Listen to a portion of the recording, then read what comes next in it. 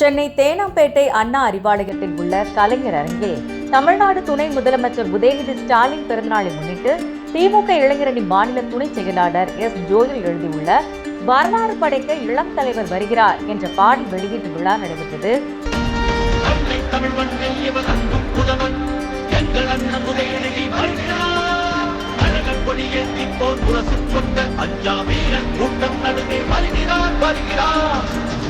இதில் பள்ளிக்கல்வித்துறை அமைச்சர் அன்பில் மகேஷ் பொய்யாமொழி பேசியதாவது: வரலாறு படைக்க இளம் தலைவர் வருகிறார் என்கின்ற இந்த பாடல் வெளியிட்டுள்ளார்.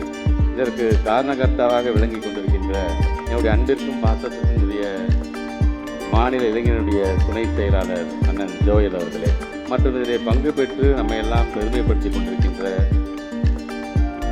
மாநில இளைஞருடைய துணை செயலாளர்கள், இந்த பாடலை பாடிய திரைப்பட பாடகர் அண்ணன் மனோ அவர்களுக்கும், இசையமைத்திருக்கின்ற அன்பு சகோதரர் மாரி சக்தி அவர்களுக்கும், அவருடைய குடும்பத்தை சார்ந்திருக்கின்ற மற்றும் வருகை தந்திருக்கின்ற பத்திரிகைத்துறை ஊடகத்துறை சார்ந்திருக்கின்ற நண்பர்கள், யாருடைய பிறந்த நாளை இன்றைக்கு நாம் மகிழ்ச்சியோடு கொண்டாடுகிறோம். மேடைகள் எதுவாக இருந்தாலும் மற்றவர்களை வசைப்பாடாமல் வந்திருக்கின்ற கூட்டத்தை தன் வசம் இழுக்கக்கூடிய அந்த பேச்சாற்றலை கொண்டிருக்கின்ற நம்முடைய மாண்புமிகு துணை முதலமைச்சருடைய பிறந்த நாளை தமிழ்நாடு முழுவதும் 27ஆம் தேதியிலிருந்து நாம் கொண்டாட காத்து கொண்டிருக்கிறது.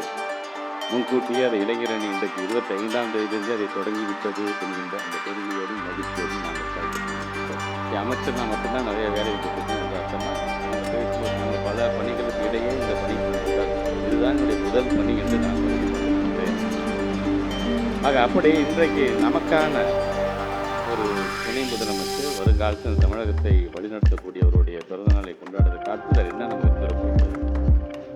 இது போன்ற கூட்டத்தில் ஒரு காலத்தில் ஏதோ ஒரு மூலையில் அமர்ந்திருந்து நம்முடைய தலைவருடைய பேச்சை கேட்டு கைத்தட்டிட்டு அமர்ந்த ஒரு இளைஞன் தான் இன்றைக்கு வெள்ளையும் சொல்லையுமா நான் வந்திருக்கேன்னா என்னோட இளைஞனி என்பதை நான் மறந்துவிடக்கூடாது என்பதற்காக தான் ஒயிட் பேண்ட் ஒயிட் ஷர்ட்டோட நான் வந்திருக்கிறேன்.